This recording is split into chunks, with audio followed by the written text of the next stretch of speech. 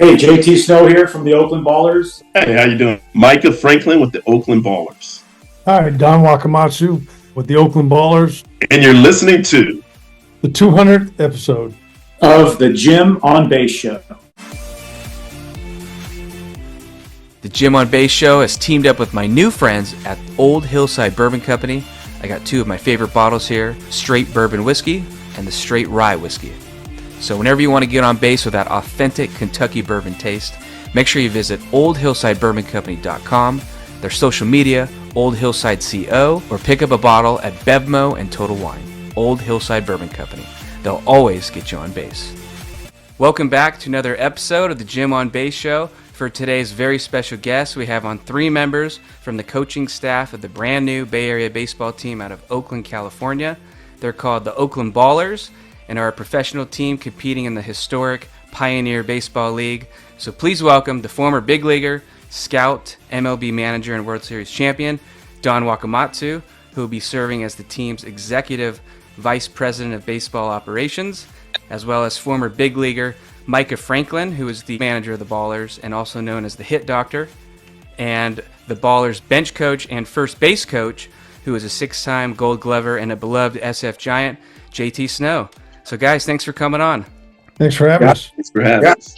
And it's great to have you guys on. I know you're all local guys in a way, right? So Don, it's kind of a coming home for you, right? You went to Hayward High. Yeah, no, it's kind of a long story of how this came about, but that was one of the biggest reasons I came back. I mean, I'm spending majority of my time between Texas and Oregon right now, but obviously grew up in the Bay Area and spent a lot of time playing sports there. So that was one of the biggest reasons I came back, is to be able to try to make an impact in the community. Awesome. And I know you're also a fellow farmer, right? Like John Miller. It made me think of that. Yeah, Jack Del Rio, John Miller. Yeah, there's a few famous people that came out of there, but yeah, I think every athlete has a story of where they grew up and how they kind of got their first start. And obviously, growing up in the Bay Area was a hotbed of talent at the time, so I was real fortunate. And Micah, I know you're a San Francisco native, right? Have you always stuck around in the Bay Area, or? Yeah, well, for a while in my career, but no, so I grew up in the city, San Francisco. Went to Lincoln High School, graduated out of there, got drafted by the Mets, and went into my pro career. But on the way, I did all the sports. Like back in the day, we did basketball, football, baseball, soccer. Played at Oakland with Berkovich. I'm a Bay Area, native, and I had the opportunity to come back here. I left in 1999 after my first year in Japan, and I moved to Arizona. A little less on the taxes, which was nice, and I wasn't there very often, so I was like, hey, I got a little bigger home for myself. But my brother, my mom, my sister-in-law, my nephews are still in the city, I miss the Bay, and this is a chance for me to be back and do something positive for the community. Mm-hmm. Yeah, that's great. And JT, I know you're not necessarily from the Bay Area, but I imagine you kind of made NorCal your home, right, after playing for the Giants all those years. Yeah, well, I got traded in '97. I grew up in Orange County, Southern California, and then when I got traded from the Angels to the Giants in '97, was kind of going back and forth, and then been up here since 2001, permanently raising kids. Once they start school, you get them in a secure spot. So. Yeah, my son's been born and raised here, and it's kind of like his hometown, the Bay Area. So I've been back and forth. Moved up to Truckee, Tahoe for a couple of years. Kids went off to college, did that, but back down on the peninsula. And I've been here for 23 years now. Wow. What's some great stuff then? Got some local guys here for this new team, and it made me wonder, what was your guys' relationship with each other? Did you know each other before this came about, and how exactly did each of you get involved with the Ballers? And I'll start off with Micah. Yeah. Well, with myself, everyone knows each other in baseball. It's a small world through name or passing.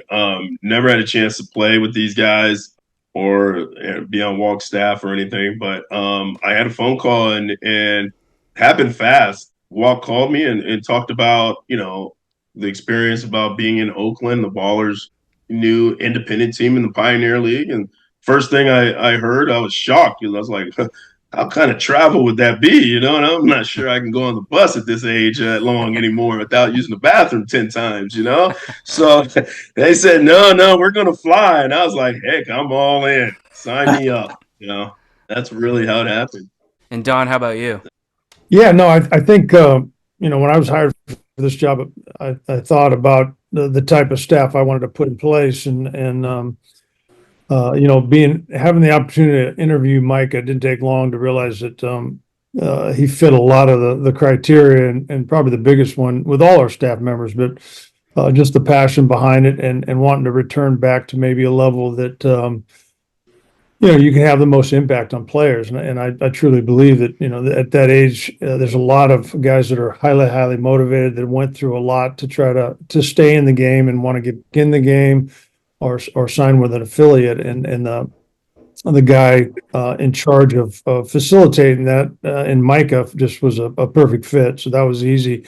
And then by chance, JT actually reached out to one of our executives, and obviously I coached against JT on the other side of the dugout for quite a while, and knew his reputation not only as a player but a person, and jumped at the chance to interview him, and I knew right away that he wanted to get back in the game, and that we could possibly give him a position where he could make a huge impact along with the coaching staff. And in today's analytics, I think you have to look at a lot of different things. I think it's important, but I also think it's important to be able to have some people in the dugout that have been at that highest level and know what it's like to play in front of 40,000 people or in the World Series. And I think with the Pioneer League at that level and the type of player we're signing, I think they're all looking for that kind of I guess, information and direction. And I feel real confident in the staff that we put together.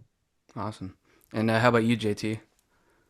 Yeah, so I'm kind of a different story. I obviously knew of Don, playing against him all the years in big league managing in Seattle and bench coach. Obviously knew he went to ASU. I went to U of A, but I followed him. I didn't know Mike until we met, through Don, and I actually sent out an email to the Ballers. I heard the story.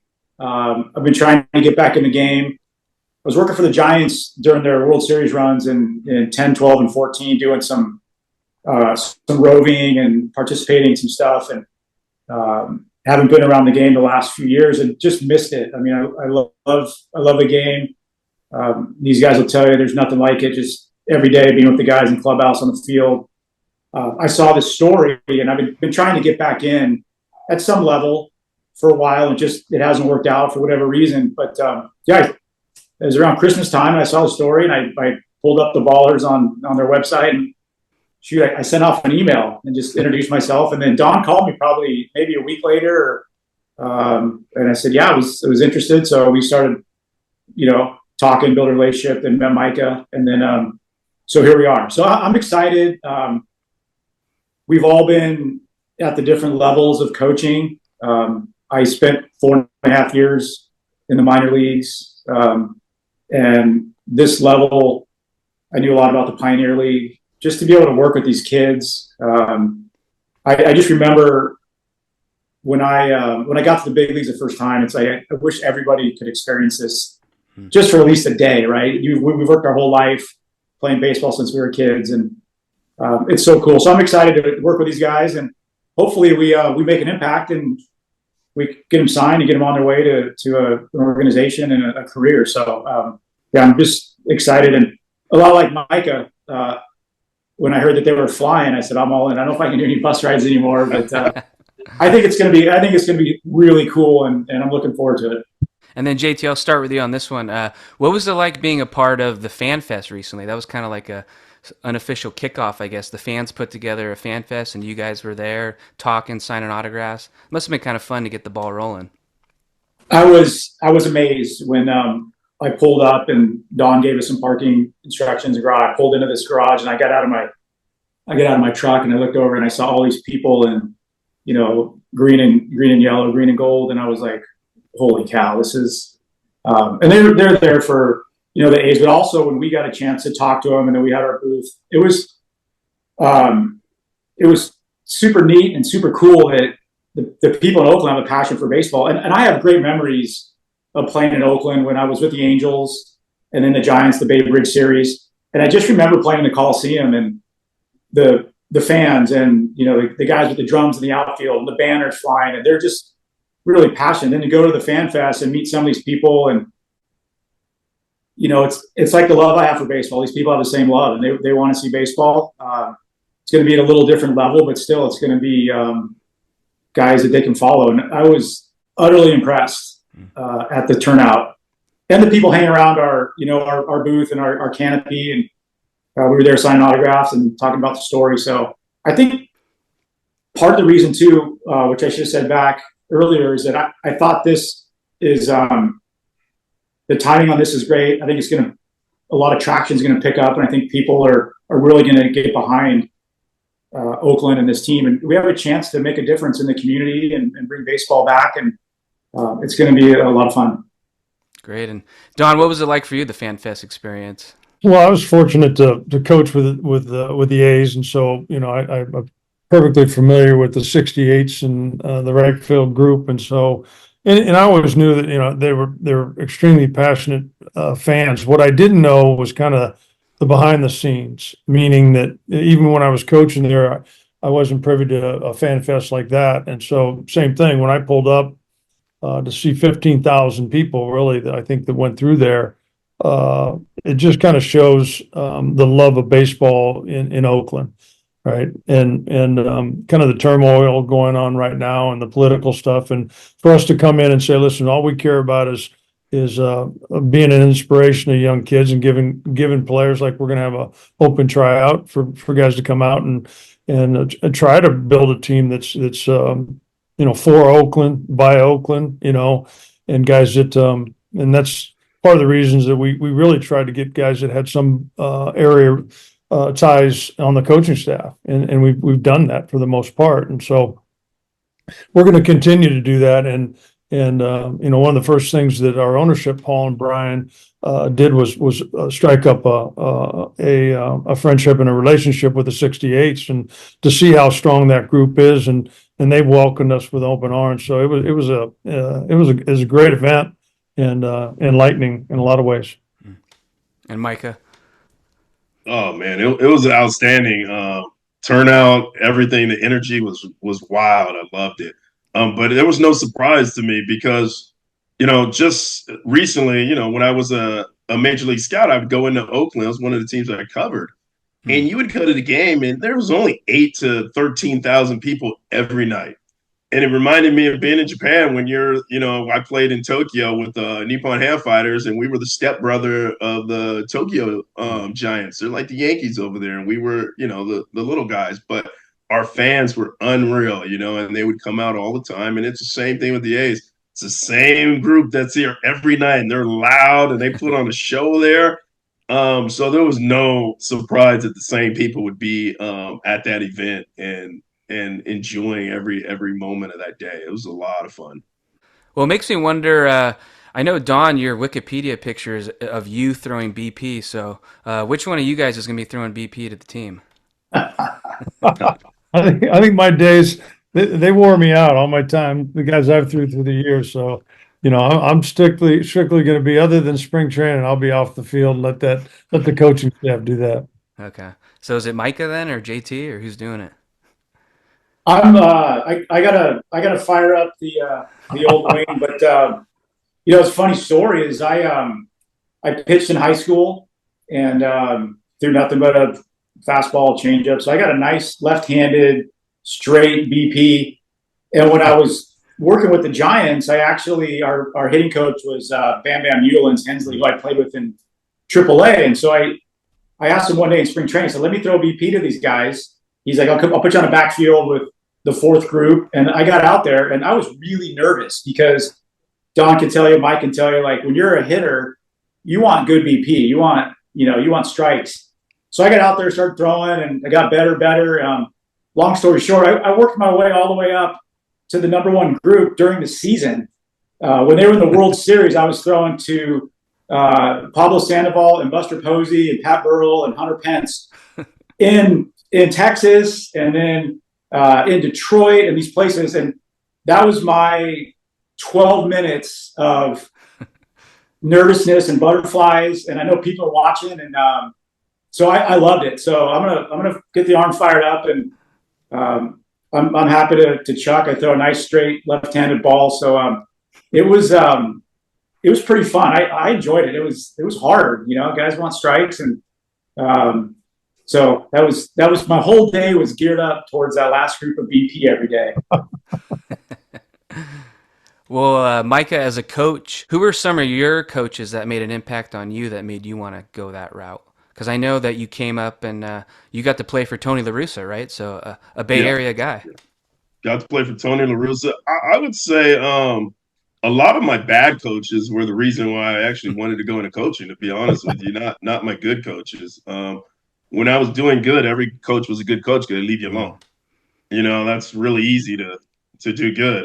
JT just said it, my coaching philosophy, I don't want my BP pitcher at this age, working with players at this age. They don't throw balls down the middle for strikes. I want balls. I want the ball moving around. I want them to have to make a decision and be in a more efficient position to hit the ball, to understand that they can't just sit back and tee off on a ball like we're in a driving range.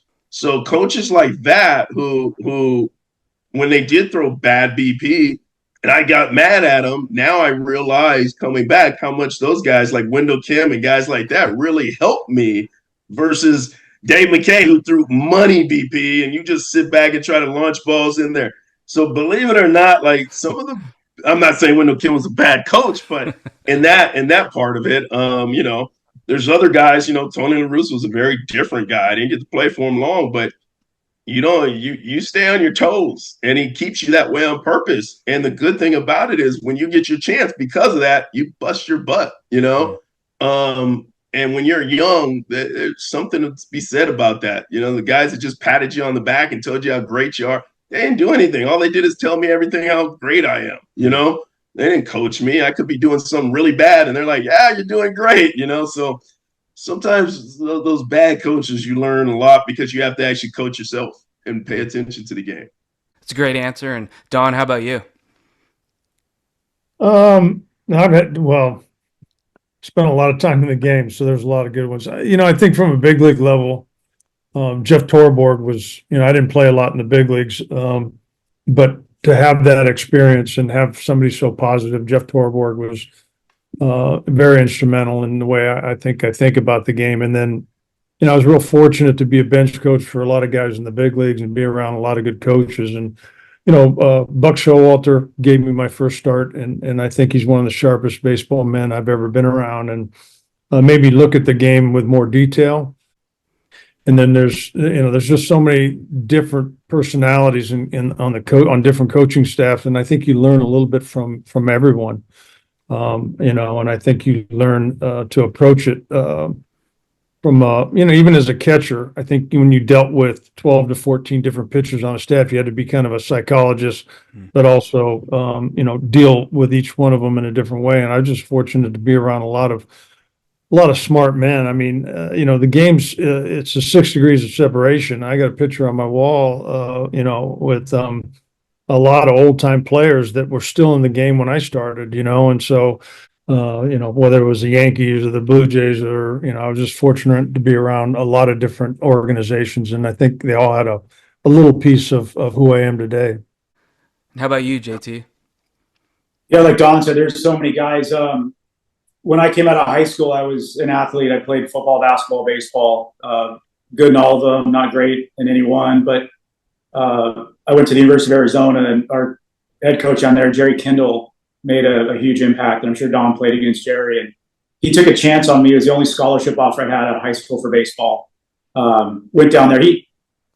That's the first time I got to play baseball only. Like I said, I was kind of an athlete playing back in the day when you could do that. It was like, go play football and then basketball and baseball. And Coach Kendall really showed me how to be a man, a professional about the game. So he had a huge impact. And then getting into pro ball, played for some great guys in the minor leagues. One of a guy named Brian Butterfield, who I know Walk and these guys know. Butter was my first manager in Oneonta, New York. And he had a huge impact on me. And it was one thing he said to me during, it was either spring training or instruction league one year. We're walking off the field, and I'll never forget this. He said, "You know who your competition is?" And I said, "Yeah, it's the guy in Double A, next to an A ball." And he's like, "No, it's the guy in the big leagues. It's Don Mattingly." And when he said that, it changed my whole perspective of how they thought about me. And he could have been blowing smoke, right? He could have been just saying that. But from that day on, and I was lucky to come up with the Yankees. I thought it was a great organization to come up. They treated guys great. But from that day on, I was ready to go. And I'm like, they think enough of me. And Mattingly, I was stuck behind him in the minor leagues, and he had just signed a 3-year deal, and I was in Double A and making my way up, and then I got traded. And but like Walk said, Buck Showalter, my first call up, September call up with the Yankees, he was managing, and I loved Buck. He kept me around in spring training that first year, all the way to the last cut. I knew I was going to make the team. I was going to go to AAA, but he kept me around, and I got a chance to talk to him later in my career when I was retired. And he said, "I kept you around because I wanted you to be around Donnie Mattingly and to caddy for him." And I was going in the 7th inning every game and taking all the road trips. But Buck was he was a sharp guy. My son actually got a chance to work as a bat boy in the visiting clubhouse for the Giants when he was in high school. And so I always would run stuff by him, right? Who's the managers you like, the players? And I said, "Which manager you like the best?" He's like, "Dad, Buck Showalter he always gives me $100 tip on the way out. He treats the bat boys great." So he was a big influence too. And then when I got to the Angels, I played for an old timer in Buck Rogers. And he did not like young players. And we had a young team, myself and Tim Salmon and Damian Easley and Jim Edmonds. And he did not like us. We were young. He wanted the vet guys. Marcel Latchman took over, played for him. And then, of course, Dusty with the Giants. And then my last half season in Boston, got a chance to play for Terry Francona, who he's an Arizona guy, and he got me over there. But I love Terry, just the way he went about things. He was just a different guy. No stretching, be ready to play. Doors always open. And then I got to see Boch with the Giants. The way he ran a bullpen and the way he handled pitchers, the way he treated his coaches. So I'm very lucky. I take a little bit of all those guys. Got a chance to play for a guy named Rick Down in Columbus. Rick was a great hitting coach in the big leagues, and he was a manager, and we didn't like him. We thought he was too tough, and but he ended up being great for me. So looking back, it just brings a smile to my face because all those guys have a certain part in your career. Well, Micah, as all of you guys know, it's such a hard journey to get to the big leagues. So it makes me wonder, with athletes and big contracts these days, it seems like more and more players can kind of just focus on playing. But what were some of maybe off-season jobs you might have had, or maybe your very first job that you had, just in general? First job that I had, I was a paper boy as a kid. Like most kids, I rode my bike, I put the papers in, and I flipped that paper under there. When I got a little older, my jobs were winter balls. Spent 6 years of winter ball, and I played winter ball every year. So you play the season, and then my wife, my daughter, hop on the plane, and then we're going to Mexico twice. We're in Dominica a couple of times. We're in Venezuela. Different places. I played in Hawaii winter ball, so I always had a baseball job every season, pretty much. Okay. And Don, how about you? Yeah, I figured out real early that I didn't want to work for him. So actually, my dad, who I'm extremely proud of, built a lot of buildings in San Francisco. He built the Embarcaderos, Wow. built the Moscone Center, and I used to what they call punk form in the summers. So I'd go over there and work on those high-rise buildings, 30, 40-story buildings, and have to carry welding equipment and do a lot of stuff, up there walking an I-beam, and realized that was extremely, extremely hard and dangerous. I'm like, I think I'll stick to baseball. So yeah, that was the one job that I didn't want to do again. Well, I asked too because My dad, he said he worked with you indirectly. I don't know if you the other two remember that store, Price Club, kind of like Costco. Yeah, is that right? Yeah, he said he remember you came in at some point, and I think you were stocking stuff or something in the back. So I was Yeah, curious if no, you ever mentioned that. I did a lot of jobs. I sold boats at the boat show. I worked at Price Club. Yeah, Price Club was one of I was an A-ball at that time. And again, you're stocking shelves at midnight. You're like, you know what? Baseball sounds a whole lot better. Yeah. And how about you, JT? I actually the Price Club. I actually worked at the Price Club when I was in the minor. We had one down in Orange County. I think it was in Costa Mesa or Fountain Valley. Yeah, a buddy of mine worked there, and he's like, "Yeah, it's a pretty good gig." Like, went, put all the go backs back on the shelves, got the carts. Did that. Worked in a buddy of mine's uncle ran a supermarket. Did that. I worked at a golf course and a coffee shop because we got to play like 9 holes for free in the afternoon. So washing dishes, and then and I worked for when I was in the minor league. I would come home and work for like a temp agency back. I don't even know if they still have those nowadays, but I would go to malls and department stores and set up displays, and it's kind of cool. We got to do some of the audio visual, the work with the TVs and stereos, and put the displays up just to make some extra bucks. And then played winter ball one year in Venezuela. The '94, we went on strike. I got called up for half the season. Went to Venezuela. So yeah, those are. I'm like Don. When I was working in the supermarket and in the temp agency, I'm like, I don't want to do this the rest of my life. So maybe, but back then we'd go there and I'd work in the morning for 4 or 5 hours, and I'd go to the gym and work out, and then we'd go to high school field and hit and take ground balls, and then get up and do it all again the next day. So makes you appreciate when you do get there. Yeah, I had some of those thoughts. Growing up in Tracy, I was pushing carts in like 100-degree weather at Costco. That was one of my first jobs. But Micah, you got a good nickname, the Hit Doctor. So I'm curious, how did you get that nickname, and have you had other nicknames through your career? Or? Yeah, that's not my nickname, but I think Paul made it up one day. That'll be a good nickname for you. I'm no hit doctor, I promise you that. Yeah, no. Coming into the game, I used Hitman. That was my name when I first got drafted. But yeah, my nickname, and the Cardinals guys used to always call me. My nickname was Cool, things like that. But yeah, hit doctor's not me, man. I just get lucky with the right guys to work with sometimes. Well, it's good because I guess you're not allowed to pick your own nickname, so at least you didn't pick the Hit Doctor. Yeah. No how about you, Don? No, I think I've always gone by Walk. Just remember my last name, and so no, I'm sure people call me other things, but that's what I've stuck with. And how about you, JT? Because growing up a Giants fan, I never heard any nicknames that I could remember. It was just JT Snow, basically. Yeah, the best was Mike Murphy, our clubhouse guy. I was fortunate when I was playing to have my dad and then me and my son in the clubhouse of 3 generations. So Murph called my dad Snowman, and he called me Snowball, and he called my son Snowflake. So then everybody called me Snowball. But yeah, and it's funny because you all know Chris Berman on ESPN, right? He had all the nicknames.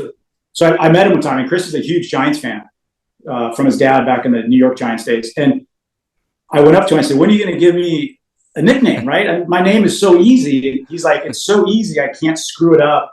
And he never gave me a nickname. And I was so bummed out because you'd watch the highlights at night, right? You go back to the hotel if you hit a home run or something, and Berman's doing the highlights. And I'm like, okay, here it comes. And he never gave me one. I would see him all the time. He's like, "Your name's so easy. It's such a layup. I can't screw it up." So, yeah, but that was about it. Probably, Snowball was what all the Giants guys call me because of Mike Murphy. Okay. And Micah, made me wonder, too, when you're going to be in the clubhouse and the dugout with these guys like JT, what's your music taste like? Because I know with the Giants, Brandon Crawford was kind of the DJ. Now I hear it's Logan Webb. So what kind of music are you into, and who was your first concert? Oh, yeah, there's different ones. So my room might be different than what the kids have or whatever, but on the field and things like that, we'll have some hip hop and what the kids like to listen to. It's yeah. First concert, man, I think I went to Keith Sweat or okay. Freddie Jackson. Yeah. I mean, and Luther and those guys that was my jam. So, way back in the day, and then get older, you go to the Two Shorts and all that other stuff. But yeah. Awesome. And how about you, Don? Yeah, I'm kind of an old soul. I like oldies, but I grew up obviously in the Bay Area and Earth, Wind and Fire, Commodores. Those were the groups I listened to growing up. So kind of the old soul guy. And were you a concert guy then, or? No, I only went to a couple, I think. Those are back in the poor days. You couldn't afford it then. And then how about you, JT? I'm a classic rock guy. First concert was Van Halen back in high school. Wasn't a big partier back in high school. I went to this concert. I think I snuck out, lied to my parents, and I got to this concert, and I was like, "What am I doing here?" Like the Van Halen crowd. But love classic rock. Walk Up song was Right Now by Van Halen. When I first came out, we didn't have walk up songs, and then when we moved to New Ballpark in San Francisco, my walk up song was by The Who. That song "Don't Get Fooled Again," and it was kind of a joke because I told guys I don't want to get fooled by that changeup again, so I want to play this song. And no one really knew that story, but when they say "Don't Get Fooled Again," it was kind of a reminder to me to like be ready for that changeup. Don't be swinging at it. So I grew up in the '80s, right? The mid '80s, late '80s, and I try and impress on my kids now that we're not going to see these bands that we had growing up. They're just not, coming around anymore. Went to a Guns N' Roses concert at Oracle Park a couple years ago. So yeah, I'm a classic rock guy. So I take it you guys aren't Swifties? I'm not, but nothing against her. But and you know what, I'm all good with any music, and I like everything, but I'm all good with the music in the clubhouse, whatever on the field. I listen to most anything, but I don't have any Taylor Swift in my playlist. All right, me neither. So we're good on that. So back to the team, though. The season goes from late May to early September, and I know everyone's getting excited for the first home game. It's going to be June 4th in Oakland at the historic Raimondi Field. So Curt Flood and Frank Robinson are some of the legends that have come from that field. So Bay Area guys, it's got to be kind of cool to make that the home field. And I'll start off with Micah. Yeah, I mean it's really cool to have a field we can consider our own and the community's own. Not really, having to worry about mixing with other schools in there at the same time or whatever it is. We actually have our own place, so the fans have their own place, and I think that's really special because we're hopefully part of this community and we want to be part of the community. We want the fans to be part of the team. The players will really, thrive off of these fans. I know these fans. I've gone to the games. I've watched them perform, and I've seen them. I've talked to them. I've drank at the bar with them, and the passion, and it's just another level. And the difference between major leagues and way down in the minor leagues in indie ball, the players enjoy being with the fans. Versus in the major leagues, it's almost a standoffish. They can do anything they can. All of a sudden, they lost their hearing. I guarantee you. You can whisper and they can hear you, but on the field, boy, you can yell your loudest, and all of a sudden they're just still walking like they can't hear. So that's the new generation. I guess they got to get into the clubhouse and get on the Instagram real quick to see what's going on in social. But it's going to be really, really cool to have Raimondi our own, have the fans have it their own, and be part of it together. Yeah. And how about you, Don? Because have you guys met some of these legends that have come from the field? I imagine from your playing days, or. Well, Mike and I both played for Bergovich, was a legendary, youth organization in the Bay Area that had, I don't know, there might be 50 to 60 major league players that came out of there, from Dale Swain to Randy Johnson and gosh, who else? Joe Morgan, I think maybe a lot of different players came out of there. But I think when we set out, when we first started this project was, what kind of community, involvement could we have? And we looked at a couple of different facilities. This came about, and I think it's a project we can all hang our hat on and be pretty proud of. And we think there's a lot of upside to be able to revitalize a community, and with that much history behind it. And then I think also just taking an area that's maybe been beaten down through the last couple of years and be able to, I think there's certain pockets in Oakland, and even like in Emeryville, I think they've done a pretty good job in parts of that of revitalizing it. And we're hoping to just continue on that and make it a place that's safe and a place that people want to come and make it our own. And JT, how about you? Being able to be on that historic field. Yeah, when we had the fan fest a few weeks ago, we had some time off. We all went out to dinner after, so we had about an hour in between. I drove out there to check it out and went to see the field and took some videos of it. And when I first walked up, I was like, "Wow, this is going to be a big project, right?" But I think there's something cool to be able to start from the ground up and build it on your own. And that's one of the reasons I got involved with the team. Is the first year is building this, the Oakland Ballers brand. We're going to build a field. And I think it's going to be really cool to see, because we all know, Don and Micah know, when you play in the minor leagues, you get passionate fans. They'll come out night after night, and then you get to know them, build a relationship with them. And that's the cool thing. Like Micah was saying, when you get to big leagues, it's a lot of noise, a lot of people, but at this level, you can talk to people through the fence or in the stands, and you can ask questions. You can talk baseball. They're going to follow these players, and I think that's super cool to see some of the turnout. We got a chance to see people night after night, some of the fans, and if we can come out and if we can win and get off to a good start, and it's only going to build. And then everybody loves a winner, and they're going to get behind it, and they're going to start showing up. And hopefully it's standing room only, right? Hopefully people are fighting to get it, not actually fighting, but trying to get a ticket to come in and watch us play. Because knowing our coaching staff and Don as a GM, I think we're going to have guys that play hard, that love the game of baseball, and I think that's what fans want to see, just a passion and at this level. So I'm excited, and to do it in a historic place. I'm excited to see the after product. It's a lot of work, and Don can tell you but I think it's going to be okay. And then Don, I'll start off with you. Do you have any favorite mementos from your career? Anything that you talked about a picture on the wall earlier? Anything that kind of stands out?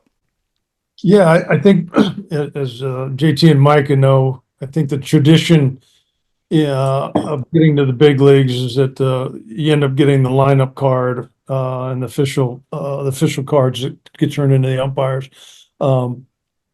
When I finally got to be a big league bench coach, I kind of learned calligraphy, and just from I think the old school type of view where there weren't very many. That's the way the handwritten lineups used to be. And I started doing calligraphy and got kind of known for that around the league. And I just thought it'd be kind of cool to do all these rookies cards in calligraphy, and that turned into all-star games and World Series. And so I kept most of those, just because it reminds me of I guess the olden days when they used to write them out. And so but no, I've been fortunate, just like, you look at JT's office, and we all have certain things. And, I remember I got a Sadahara old ball that I have, which means a lot to me. And little things, Bob Shepard, the old announcer for the New York Yankees, and maybe things that don't mean a lot to other people. And then obviously winning a World Series and getting a trophy. So there's quite a few that I have, but I think the lineup cards mean a lot. So, Mike, are you getting your calligraphy ready, or? Yeah, right. My writing, man, no one would be able to. That's why we print, right? Get on the computer and let it go, man. I definitely didn't get an A in writing class. You know what? To be honest, my favorite thing I have is an autographed baseball by Michael Jordan. I was lucky enough to play against him a few times. Besides that, as soon as I left this game, I went off for 5 years into the private world and owned a couple of businesses, and I got away from baseball, which I thought was the best thing. I think is best for everybody to do. So it kind of allowed me to get the player and get the me out of there, the Micah, the baseball player, out of there and become Micah, the adult. Because when you're 18 years old and you go play 15 years professional baseball, your family, your friends, everyone knows you as Micah, the baseball player. No one really knows who you are as a person, and you're treated differently. People want to hear your stories. You love the power of all that it brings in there. But going in the real world, going in an office every day, working with people who aren't as fortunate to be in stadiums and play in front of 50,000 people and do get flown around to go play in different countries where I was. And you start realizing that there's other things out there than just your coolness and your other things. So I personally I have stuff, but I don't treasure them. I don't think, I think, okay, they're there, but that's all it is. I get a big, huge thrill out of helping other kids. So my biggest things are every night getting a text from whether it's Bellinger, whoever it is, Chapman, we were talking last night, Matt Chapman with the Giants now, he's on the Bears. But just watching these guys have success and grow, I get such a bigger kick out of that than ever thinking about myself. So that's just me. I mean, everyone's different, but and hell, there's people that love all their stuff. That's awesome. I don't get a thrill that way. I get a thrill out of other people. Yeah, I saw your Instagram last night. It's a bunch of videos of kids swinging. Yeah, there's a few people on there.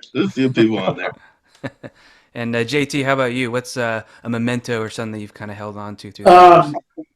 Yeah, like they were saying, we have so much opportunity to get things signed by players, and I just think I started a collection of bats from other first basemen because just the guys that played my position, and I thought one day it'd be cool to show, hey, I actually played against Mark McGuire and Rafael Palmeiro and Wally Joyner and Mark Grace and Will Clark and all these guys. So I would get a bat from each first baseman I played against, and I never asked them to personalize it, but a lot of guys did, and it means a lot to me, like what they write on the bat. And so that, and like I said, we all have a bunch of stuff, right? And the older you get, it's like, I'm not putting all this stuff out anymore. It's just so, but I have kept, I think, like your first of everything, I've kept like my first base hit ball or my first home run, the bat, just things like that. Because I think you always remember that we played so much growing up in high school and college, the minor leagues, that when you get there and you finally, we got my first hit in Yankee Stadium the last day of the season. So I got that ball and I got the bat, just things like that. First home run. I do have to put the Gold Gloves out there because it's such a cool award that, and the kid, like, you got to show this off. So I put those out, but. And just like your, jersey, like your first jersey and stuff. So, nice. Yeah, I keep the things that I did first. Cool. Well, one of my final questions is, since you guys are baseball players and we're talking some baseball, what baseball movie would you have loved to be in? And we'll start off with Micah. Well, I think that one's easy. Mr. Baseball, since I played a couple of years in Japan, a couple of years in Korea. I mean, that movie was like the best movie. The second one would definitely be Bull Durham. I would be Crash. But yeah, those two movies right there are legends to me. I love those.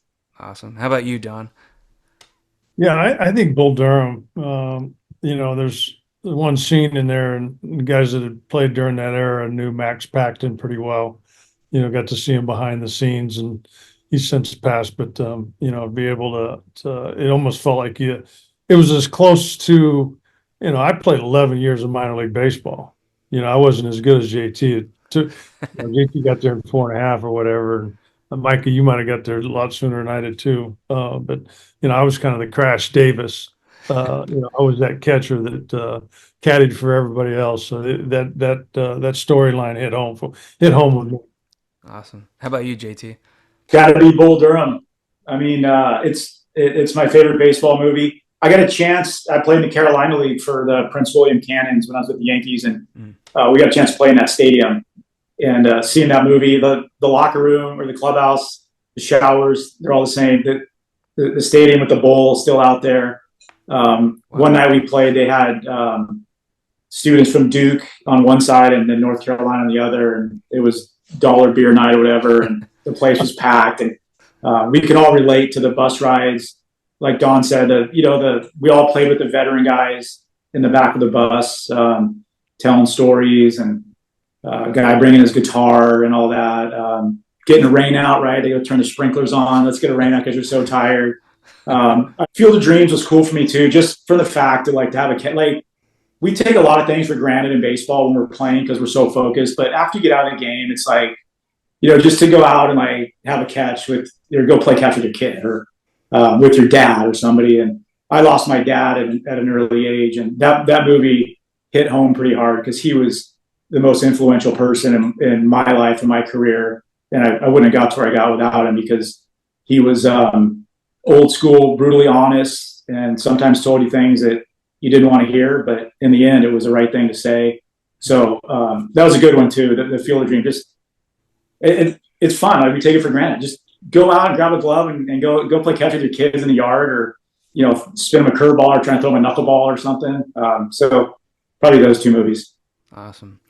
Well, guys, it's been fun to talk some baseball, and I'm excited for the upcoming season of the Oakland Ballers. And really quick, I wanted to, Don and JT, I wanted you guys to talk about your foundations. So, Don, we'll start off with you. No, I appreciate the opportunity.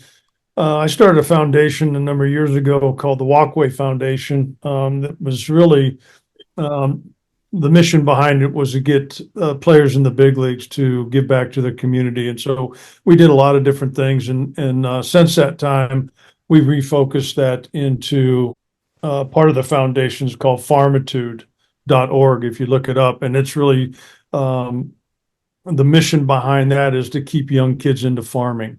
And we're doing that through we felt like we had to gamify farming, and so we're doing a lot of educational part on agriculture, technology, and vocation. How do we get kids into farming, keep them into farming, and actually create jobs, and doing that through drone technology, ground sensor technology, and those kind of things. So please check out farmitude.org or walkway.org.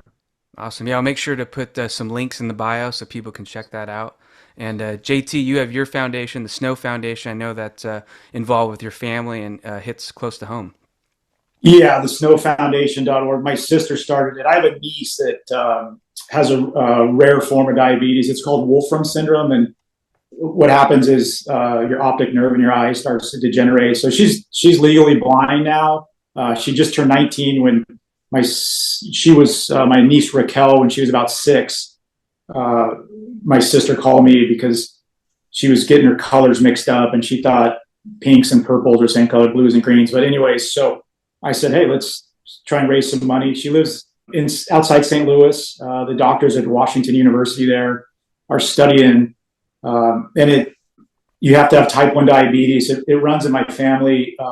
It only 1 in 150,000 that has type 1 can get Wolfram syndrome. But she, so we raise money, give it to the doctors. They do the research, and I got a chance to tour the facilities a couple years ago, and I was just blown away at what these people do. All they want to do is talk about baseball, and I want to just talk about them and their research, and it's amazing. Like, they're making a huge difference. So all the money we raise goes to doctors and they're starting to find different links to what causes this and how they can halt the progression of it. So all the money raised goes to the doctors. My sister pretty much does most of the work there in St. Louis, and I help out, and we have some fundraisers and stuff. But my niece Raquel, she's 19 now. She's going off to college to Maryville University in St. Louis next year by herself. And she came out to visit us about 2 summers ago, and my wife and I, our house, and my sister came, and I'm telling you what, it was the most humbling and eye-opening experience you could ever. The way she had her house figured out, and she's just an amazing young woman, and doesn't feel pity, doesn't ask anything. And you spend a day with her and you're like, wow, I really can't complain about anything. I have no problems. But she's thriving, and we've raised, it's tough because we're a smaller foundation, and sometimes people don't want to donate to smaller foundations. They like the bigger things, but we're sticking at it. And I think we've raised over a couple $1 million in the last, it's been like 12, 13 years. So we're just looking for that big hitter to come along. But Snow Foundation, my sister Stephanie does an amazing job, and my niece Raquel she's an amazing inspiration. So we're trying to do good things. Awesome. Yeah, I'll make sure to also put another link in the bio for that as well, so people can get involved. Thank you. Well, Micah, Don, JT, thanks for coming on the show. It was a lot of fun to get to know you, and I'll see you out at the field one of these days for some Oakland Ballers games. Awesome. Sounds good. Thank you.